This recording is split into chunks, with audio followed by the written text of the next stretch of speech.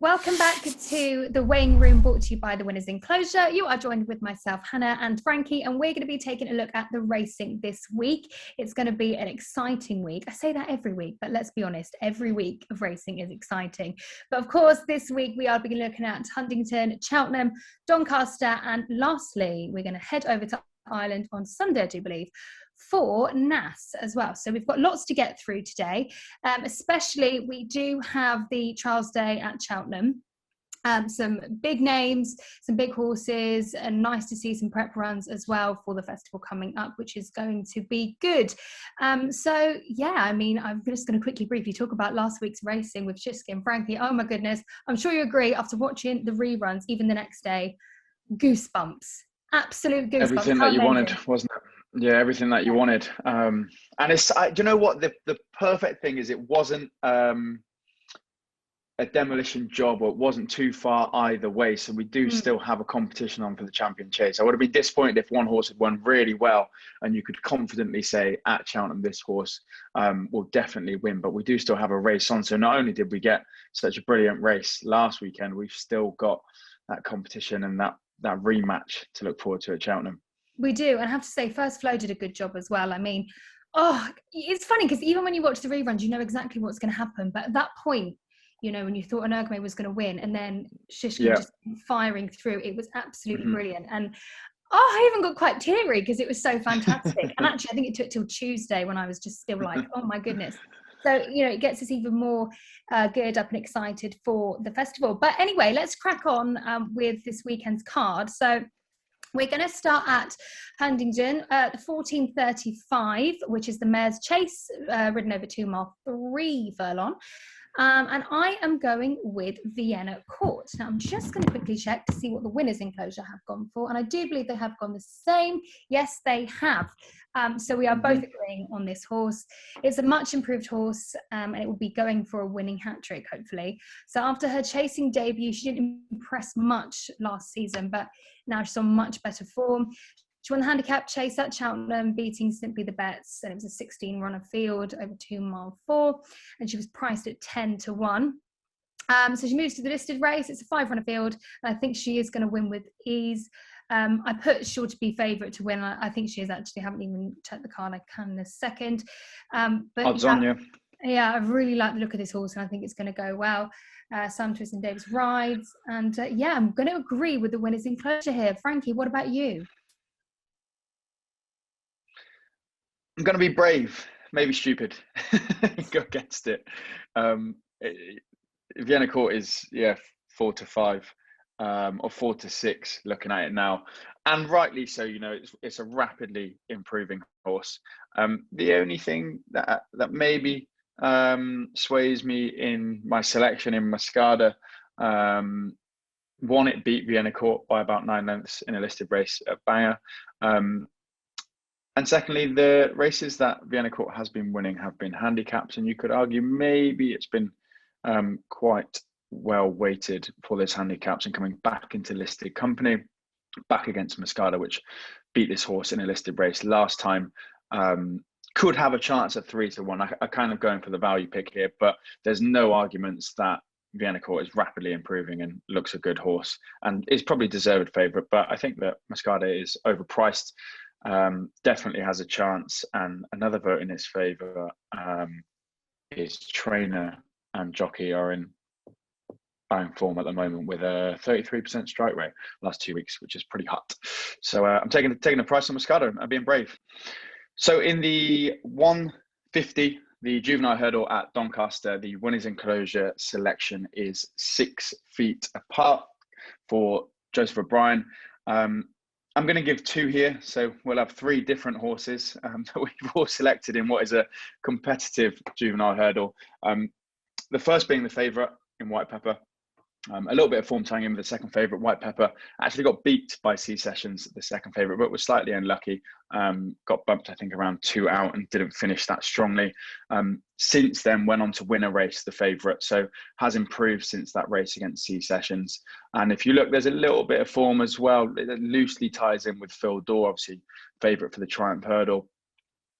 C Session was beat a long way back behind Phil Daw. on White Pepper did go on to beat a horse that was only about 10 back behind Full Door. So a little bit, it's loosely ties in together, the two of them. So out of the top two, I'd have White Pepper. One that's quite interesting entry from Dr. Richard Newland is La Renommée over from France. I think it's only raced 2 times, 3 times. Won well over hurdles first time out, and then second next in France, first race over in England. And I think that's quite an interesting entry. So the favourite for me, or taking a chance on a new face over from France. Yeah, and C Sessions has made a good start over hurdles as well, so it's a nice horse. Okay, so we move on now to Cheltenham. We are starting with the 12:45, the Triumph Trial Juvenile Hurdle. I am siding with the winner's enclosure, and I'm going for In Turn de Sauveur, the French horse ridden by Chester Williams. Now, this horse won the Triumph Juvenile Hurdle at Cheltenham on the 11th of December, winning by 5.5 lengths. Third in the Juvenile Hurdle at Warwick. It was a 10-runner field. Nothing much on the sire. I did have a quick look, nothing that stood out really. But of course, you can't ignore the favourite, which is Paul Nicholls' ISO, I think it is, who won impressively at Kempton on the 27th of December, winning by 17 lengths. It's first run with Nicholls since moving over from Ireland.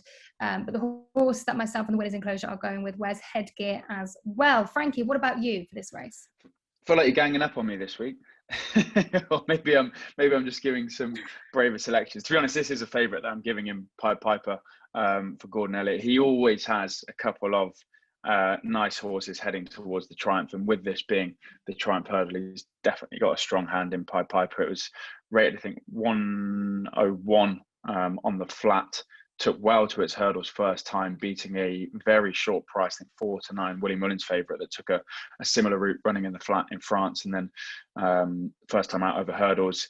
It's been quite talked about as well, this horse, and I think there is a little bit of hype, and I think a lot of people are looking forward to see this. So it gets Cheltenham off to a great start this weekend, and I do think it is deserving favourite. David Russell on board, obviously another tick in its box, and yeah, an exciting one to watch for Gordon Elliott. Obviously, he has Phil Dorr, the Triumph favourite, but I think this is a good one. Let's go running in this Triumph Hurdle Trial. Next, we move on to the 13:55, the Paddy Power Cheltenham Handicap Chase. It's a grade 3. There's 18, there was this morning 18 entered to run. Let me just check how many are declared. There's 11 declared. Now, I am siding again with the winner's enclosure with this horse. I really like this horse, and I think it's just flown under the radar here. It's Jacquemart. When I looked earlier, it was currently around 8-1, and he's running £1 lower than his last run. We last saw this horse on Boxing Day at Kempton. He won the Novice Handicap Chase, beating Mr. Kofi by 3/4 of a length on good to soft ground. He was second in 2 Class 3 Novice Handicap Chases.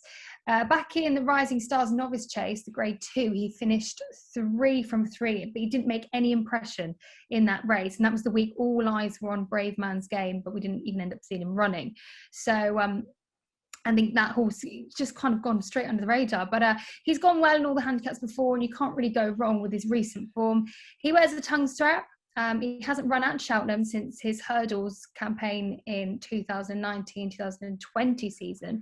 He's only ran on a left-handed track once in his chasing career, and that was at Doncaster, where he was second in the Novice Handicap Chase. But this horse to me stands out.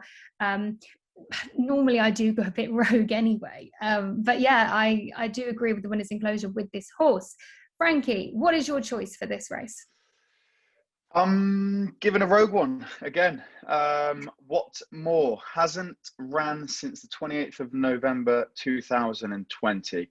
And I just think it's a bit of a big race to make a comeback in if it wasn't working well at home. You wouldn't throw it into a Class 1 Grade 3 handicap at Cheltenham on Trials Day if it wasn't ready.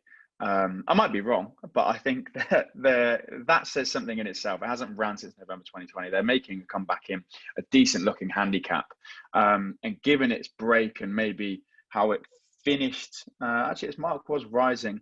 It runs off of 140, which I think is very fair given it's had some decent performances in a lot of graded handicaps, obviously way back in 2020. But off the form, if it is firing and it is ready to go off its form, and if it's off its current mark, I think it's definitely got a chance. But you know, who am I to know if this horse is ready and fit, and if it will perform like it did in 2020? But if it does, I think it's got a chance. Right, then we move on to the big one. The big one. I have to say, I'm disappointed with this race. I'm not going to lie to you, because I was hoping for a hoist run. Yeah. So yes, it is the half-2 at Cheltenham, the Paddy Power Cotswold Chase. It's the Grade 2 headline of the day. So yes, like I said, a hoist will not be running in this Grade 2 event, sadly. So my choice for this one is Chantry House, and the winners enclosure have gone for also Chantry House. Oh yeah, I see what you mean here. Me and the winners enclosure, like that. Chantry House will sport cheek pieces for the first time. I mean, look, he's well acquainted with this distance. He's already won twice at just over 3 miles. He's a winner of 3 Grade 1 novice chases. He ran at Sandown on the 7th, and he won. Sorry, that's the 7th of November, and he won by 37 lengths, big breakaway, but it was only a 2-runner field, so it wasn't, you know, massively impressive. And I think we've been waiting for like a good beefy race for this horse. Of course, we did see him at Kempton when I was on Boxing Day. I tell you, it was really impressive to see him in the parade ring, and just to see how magnificent these horses are, the muscle they have, how big they are, and beefy, if you want to say beefy. But yeah, you know, he didn't run with any fluency at all, and he was pulled up. So I think he's obviously going to win this race. So it's going to be nice to see him run, and I hope he does go well. So yeah, I was disappointed when I did see him at Kempton, but I'm behind him for this one. I'm disappointed about Ahoy Senor, but that's okay. Chantry House for me and the winner's enclosure. What about you, Frankie? Likewise, it's got to be, hasn't it? Classiest horse in the race. And as you said, disappointing at Kempton, but was Chantry House disappointing, or was the way that the race was ran and planned out disappointing? Because you also had superstars like Manila Indo pulled up. So I think you can kind of give excuse there, and Nico probably did the smart thing in pulling this horse up once he realized that it was going to be a dogfight. And I think they went too quick for a lot of horses, and you know, they never had a chance in finishing with any strength. So if you can discount that, it's definitely the classiest horse in the race. It's won some decent races, some very, very good races. Obviously was a winner of the Marsh at Cheltenham last year, albeit Envoy Allen falling, although Envoy Allen hasn't necessarily been the superstar we thought. So maybe I'm discrediting Chantry House a bit there. But yeah, it's the classiest horse in the race. I would ignore its Kempton run. It actually went off favourite, didn't it, at Kempton? And Henderson's team's firing. That market support in itself probably gives some added confidence to this. And I think it's a likely winner, Chantry House. Right then, we move on to the 3, the hurdle race. It's a Grade 2, ridden over 2 mile 7. Now, I am going with Champ, the Nicky Henderson horse, I think, but I am going to check that the winners enclosure are going with the same. Yes, they are. Yes, they are. We're going with the same here with Champ. So he's got back to winning ways. Whereas we saw him just before Christmas in the Grade 1 long walk hurdle at Ascot. That was the 18th of December. Gosh, that feels like so long ago. Under John Joe O'Neill Jr., he came home by a length and 3/4. Now, that was his proper first run in a while. So any mistakes there, you know, we could just let go. He didn't have a great campaign last season, so back to hurdles would definitely mean I do think he is the one to beat, and I'm really excited to see him go on Saturday. So yeah, he had that run as a bit of a confidence booster in prep for what's to come, which makes it even more exciting.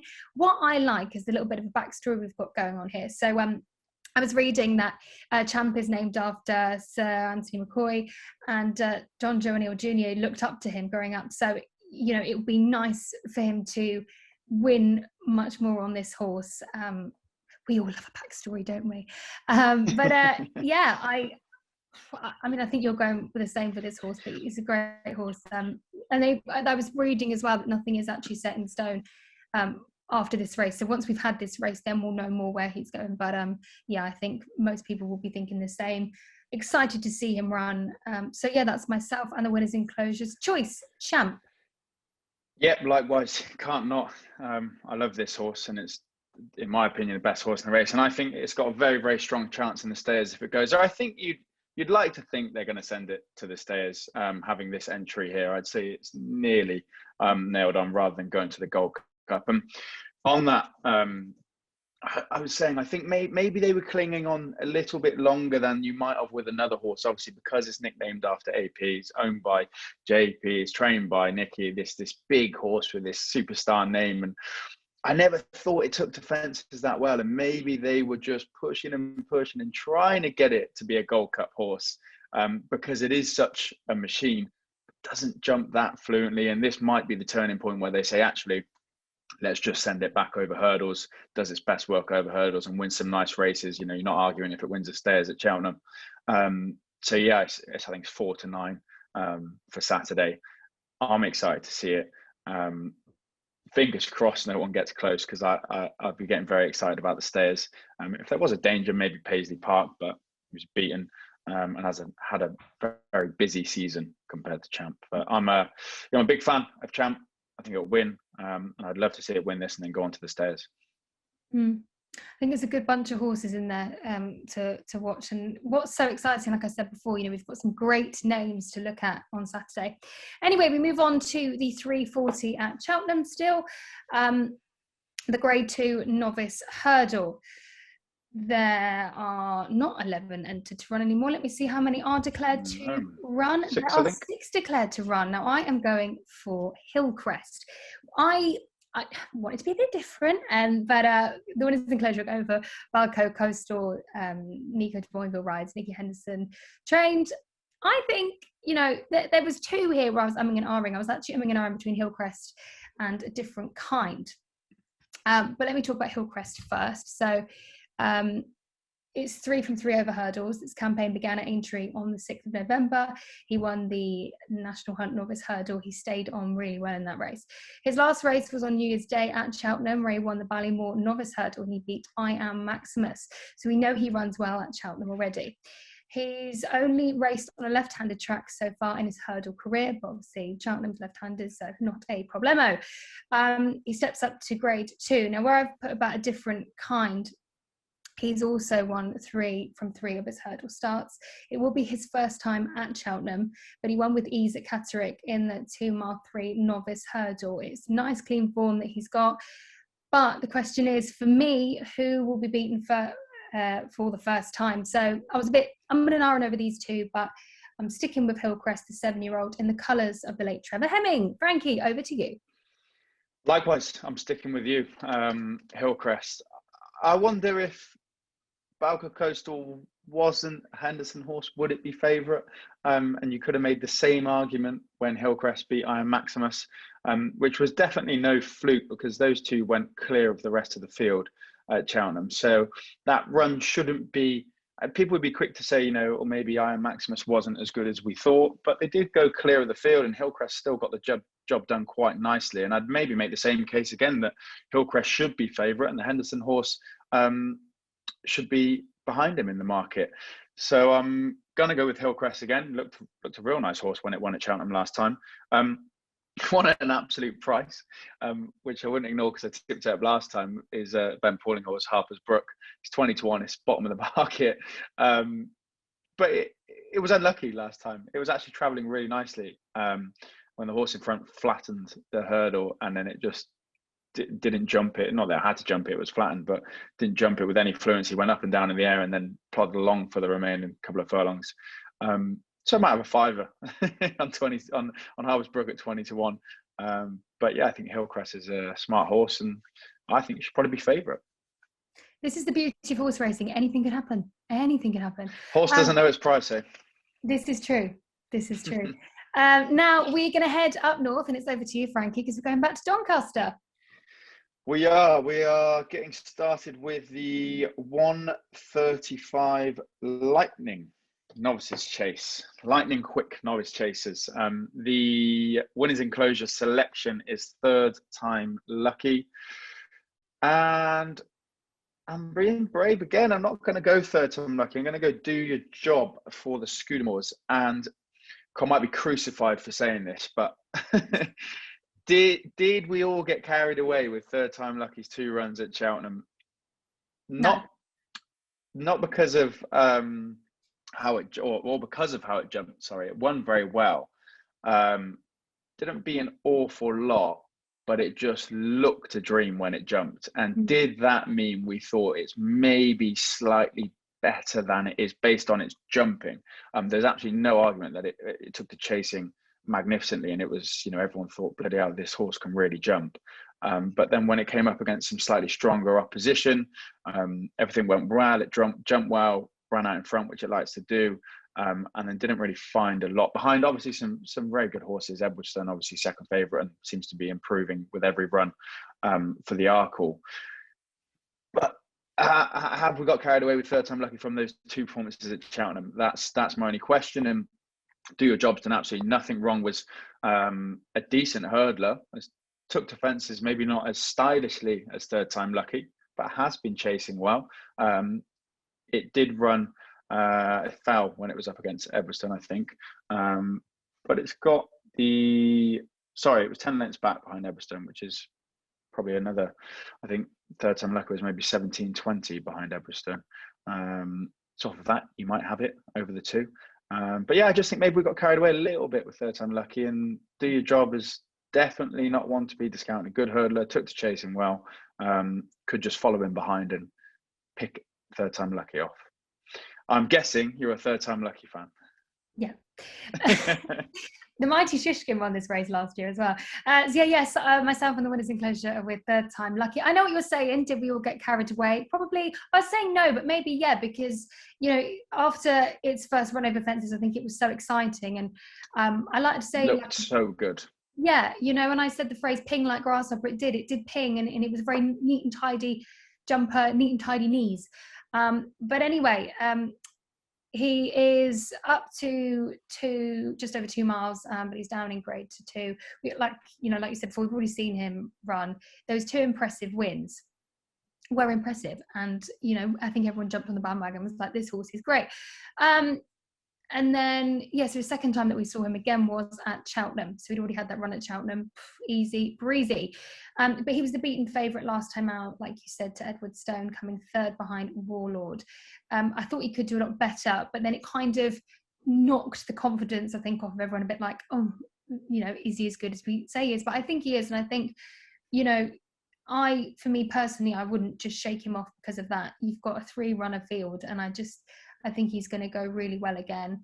Love the way he jumps. I think he's a great horse. As you know, I'm a huge fan of Dan Skousen and his yard. So for me, it was a no-brainer.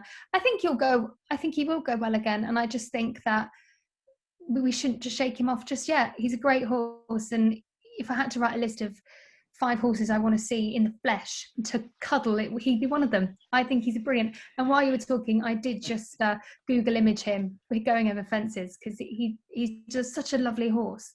I'd rehome him. And that's maybe the only argument I've got to oppose him, is there was so much short clips of him jumping his fences and photos, and it looked spectacular. And maybe if the engine doesn't match up to the jumping is the only way that it will get beat. And if he uses too much energy going over, you know, he's got a long way to go. If he uses all that energy in the air, he's going to run out of steam. So it'll be nice to see how he goes again, because a lot of people, the uproar on Twitter after his last race, everyone was going off. I thought. Moving on anyway to the 210. The Mares Hurdle, Grade 2 Mares Hurdle. The winners enclosure selection is Anna Bonina, the second favourite. James Bowman on board. And although I've been quite daring throughout, I'm going to be boring and go with the short price Nichols favourite, Miranda. I do like this horse. Quite straightforward, I think. You know, she's not been super impressive, but the form behind Molly Ollie's Wishes, another horse that you like, Hannah, and have tipped up a couple of times, that keeps getting better. That's been franked with Molly Ollie's Wishes going on to win a Grade 2 since Miranda recently ran in a decent enough handicap and won that. And I think this mare is the zone favourite. Bryony Frostbooked, which is obviously a plus. 10 to 11, maybe a bit short with Anna Bonina. I think Anna Bonina's got some decent handicap form, running in the strong race at Cheltenham, and then came second in a Scottish Champion Hurdle, which is not to be discounted. But I do think the favourite is the stronger of the two, or the stronger of the lot. and it will be mine. What about yourself, Hannah? So I am going with Miranda Paul Nichols, as you said, Bryony Frost rides. Yeah, I do like Molly Ollie's Wishes, and it came second to Molly Ollie's Wishes in the Mares Hurdle.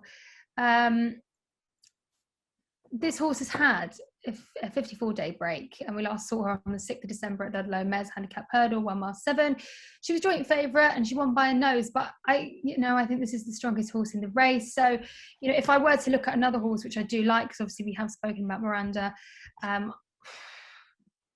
I do like the look of 1 minute. Why my thing doesn't load?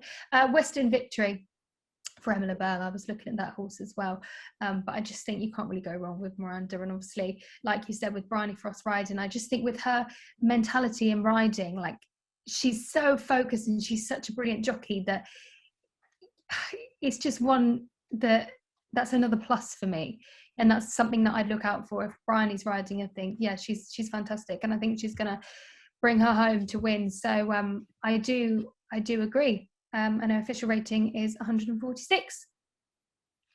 Miranda for us then. The next we're going to look at is the Albert Bartlett Novice Hurdle Grade 2 in the 2:45. I'm going to go with another favourite here, which is shortening right up. A couple have been shortened, obviously, since declarations. But it seems to be taking a little bit of money already. Unanswered Prayers for Chris Gordon. The Winners' Enclosure, I believe, yes, they are also going for this favourite. This horse has won its. What's the form I'm looking for? Behind Stage Star, 7 lengths behind Stage Star, which seems an absolute machine of a horse. You can't really read into that too much because the Nichols horse was plodding along. It was easy work and was eased down. So, saying 7 lengths behind Stage Star could have kicked however many lengths clear. But its next race, if you watch that, is quite an interesting one, where it beat an odds-on Flemenstein, another Nichols horse, and I think it stepped up to 2 miles 5 in that race, so an extra furlong, and it seemed just to get better and better. The further the race went, this horse did stay really well, and now stepping up to 3 miles, I think it's only going to get better. It does look a strong staying horse. It kind of comes off the bit a little bit and kind of loses its way, has a bit of a flat spot, and then picks back up and gets back on the bridle and keeps going. So based on the way it won its last race over 2-4, I think it's got a very good chance over 3 miles. That is Unanswered Prayer for me. What about yourself? So I'm going for Not At Present, Ben Pauling's horse. Now, I just think this horse is a bit of a big price. Now, I know it is a handicap horse. Let me just go back to my notes. So, well, firstly, it wears blinkers for the first time. It usually wears cheek pieces. So have those blinkers just sharpen up a little bit. It's won its last 3 handicap hurdle races. His last run in the handicap at Fontwell, which he won faster than the average speed. But he was on board. He had a jockey claiming £5 for inexperience. He's used to carrying more weight in his handicap races. I do think he'll go well. But yeah, the only downside to me, is that he normally races in handicap races. But I just think this horse is a bit underestimated in this race. Yeah, and I just think, with those, it's just going to sharpen him up a bit, keep him focused, keep him on the straight. We saw him on Boxing Day. So, I don't know how many days that is on the top of my head, but quite a while ago, but about a month or so ago. So yeah, I do like the look of this horse, and especially looking at its form. I just think that obviously with the market at the moment, put into consideration, like I said before, that it's only running handicap races. But yeah, I just think this is a good horse. I think it will go well, and interesting to see how it finishes as well, and where it's going to go after. So that's my pick. It's the Ben Pauling horse, Not At Present.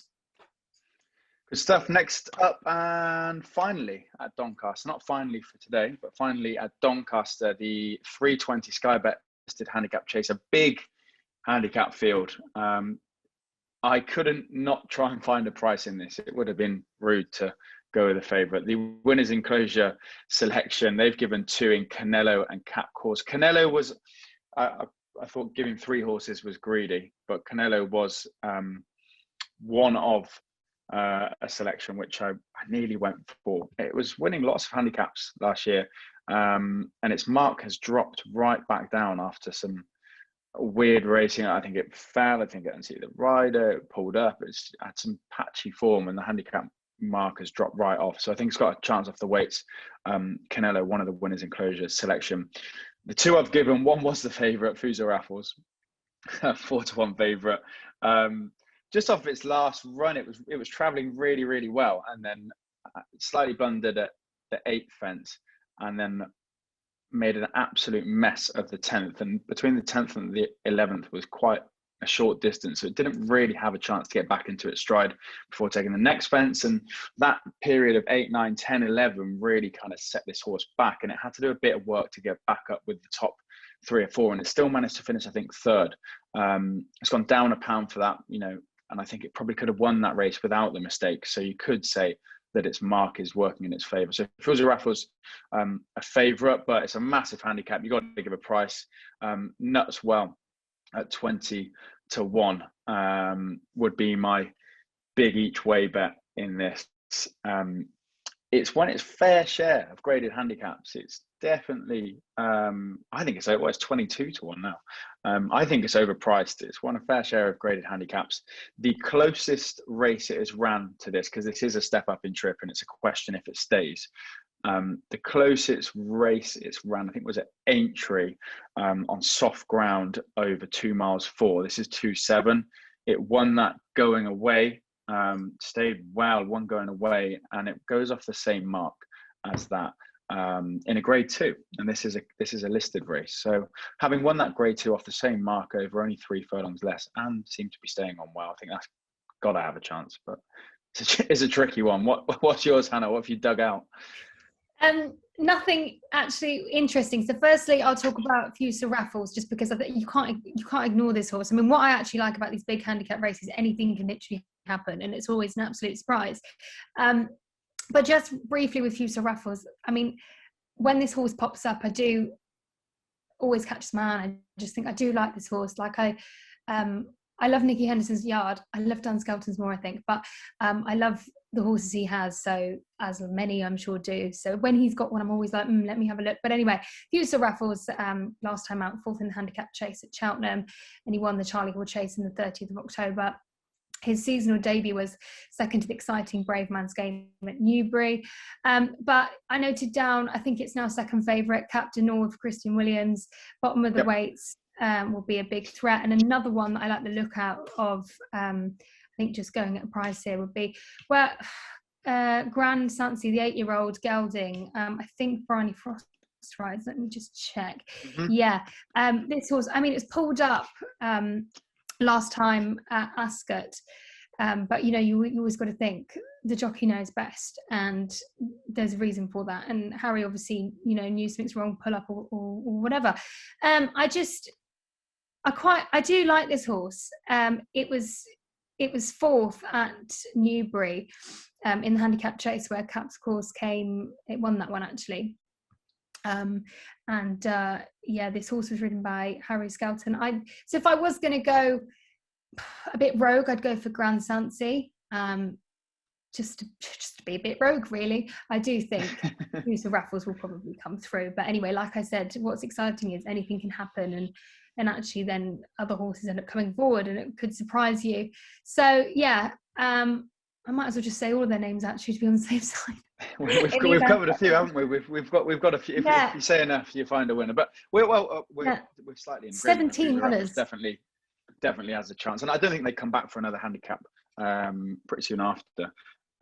If they didn't think their mark was fair and it was ready to go again, I'd imagine that Henderson team would have felt unlucky with it making a couple of mistakes and looking like it probably could have won last time. But yeah, nuts well, 20-1. I'll be shouting if that wins. Finally, on the Sunday, 2 we're going to look at on the Sunday over at Naas at 1:10, the first race of the day there, the Business Club Novice Chase. I am going for, actually first, let's do the winners enclosure. The winners enclosure are going for On Benton for the Mullins team. And I am going to go against it with Statler, but Statler is also another of Mullins. This horse was 4th in the Albert Bartlett last year. It looks a good staying type. Well, you have to be to come 4th in the Albert Bartlett. It was a smart hurdler, and it took to chase him well. It's only gone over fences once, and it was over 2 miles. So you'd imagine it was just a little bit of not a prep run, but to get some racing under its belt over bigger obstacles. And it did. It did run well. It did jump well, and it looked comfortable over fences. Now stepped back up in trip to a more suitable trip for this staying horse. This is over 3 miles. I think it's definitely got a good chance. And I think that's a nice prep when you see a horse go through a good hurdling season, obviously running in a strong hurdle race of the Albert Bartlett, and then taking a nice, easy chasing debut before coming to something a little bit stronger, this grade 3 over 3 miles. I think that's a decent prep, and it's it looks to go well. What about yourself? So torn between two, because I do like the winners enclosures choice. So I'll just briefly go over that. So that's one I put a star next to. Unbent on, another one stepping up in trip. He made his chasing debut on New Year's Eve, winning the beginner's chase at Punchestown. I think he's definitely one to look out for. But the one that I am going for in this race is the Gordon Elliott. How do I say this? Farouk Dalin. I think we said this before. Add an accent. It is a French horse after all. He's had 2 starts over fences. He started his campaign on the 4th of December at Navan, the beginner's chase, winning in an 18-runner field. And that was 2 mile 4, and he won to Blue Sari. Last time out, he stepped up, grade 1 novice chase at Limerick, and on Boxing Day came second to Master McShee on testing ground, and that was at 2 mile 3. This time it goes up to 3 miles, but down in grade 2, grade 3. Now, I just think with the Gordon Elliott horse, you can't really go wrong, especially chasing. I do like the horses he has. So I think the winners enclosure tipped this last time, actually. It wasn't Limerick, I can't remember where it was, but anyway, no, I like the look of this horse, so that's my pick for this one. But I also do like the look of the winners enclosure, Willie Mullins' horse. Competitive race for sure. Some really exciting racing the next couple of weeks with Trials Day at Cheltenham, and then with the festival over at Leopardstown. Lots of smart horses getting their last run before the big ones at Cheltenham. Last race that we're going to cover, the grade 3 Limestone Lad Hurdle. The winners enclosure selection is the Gordon Elliott trained St. Felician. Let me double check that. Yeah, St. Felician for Gordon Elliott. And likewise, if I just move myself across on my phone, mine's the same. Unexposed horse, Gordon Elliott. Pretty sure, let me just double check again. Yeah, bought over from France. He's had a couple. He seems to must have a good agent over in France. They're doing some good work picking out some nice horses in France. He does seem to pick up a few from there that are smart, and came over and won its first race over in Ireland well. And it just looks unexposed. It looks like it could be quite a smart horse. We've obviously got Cash back in there, who beat Classic Getaway, was a bit disappointing. You've got Felix Desjardins in there, Petit Mouchoir, some real smart horses. But out of the lot, the one we know least about, so maybe should get the most excited about, is St. Felician for Gordon Elliott. Hannah, finish us off. What wins the 210? Well, if only I knew the answer to that. Well, I'm going to go with Willie Mullins' Cashback. It is a 10-year-old and it's back over hurdles, but he's better suited for it. So when making his chasing debut, he won his 2 races. He then ran in a grade 1, coming second, and then the next time he was favourite. He fell. From here it went downhill, and I think he fell twice after that.